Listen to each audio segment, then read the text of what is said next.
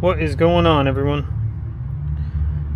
Today we're going to talk about Polespear bands, and I have two examples here, and we'll also briefly talk about the benefits as well as the disadvantages of a roller Polespear, but I don't have an example of that one. So both of these bands, and I have them both hooked up on the end, but they're both for the same 8-foot Polespear, and they're both a similar draw weight. So this is going to be a low stretch band. It's a much stiffer material.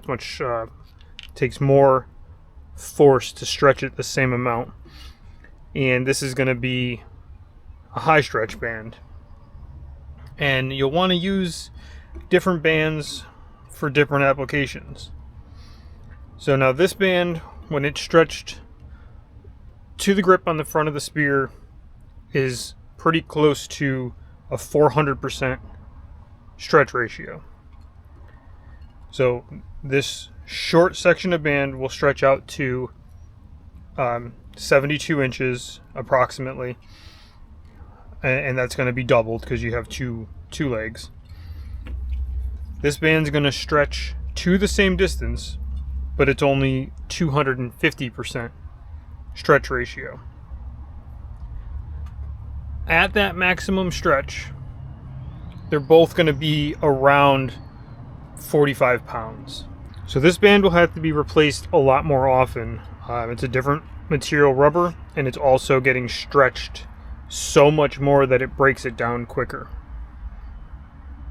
Now, the main advantage is your speed of the Polespear, and the distance the Polespear travels is determined by the stretch. So, as you can see, there's over a foot more unstretched band on the low stretch material.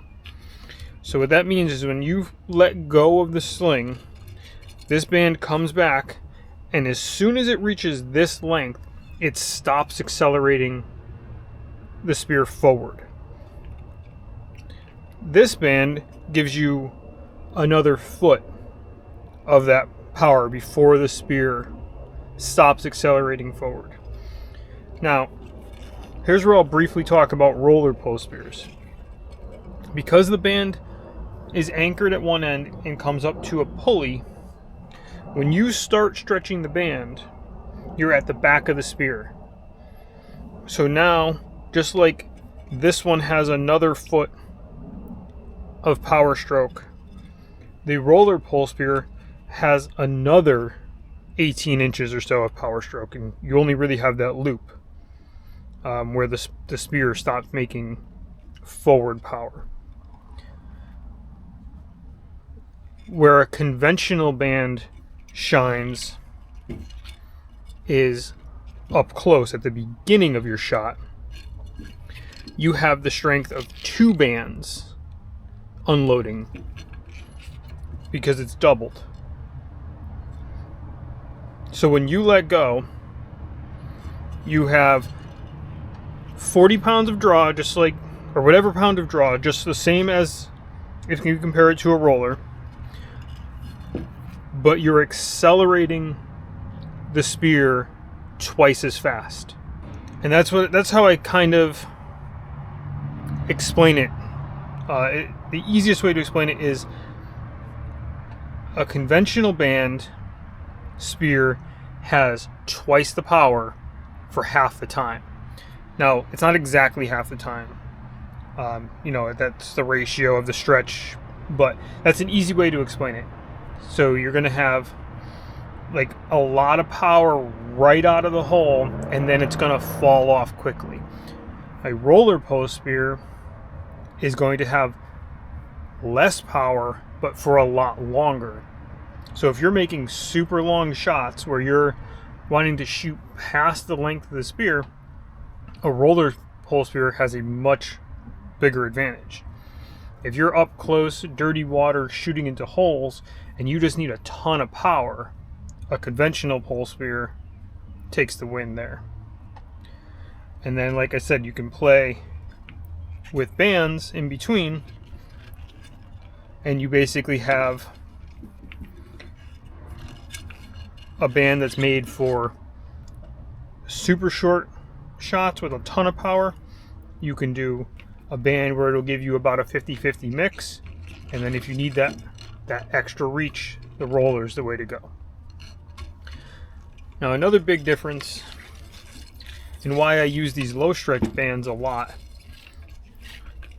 is when you're holding it up here, you only have about 6 feet of spear in front of you. Now, if you're using this guy, you have about 7 feet plus, maybe a little bit more. And in the current,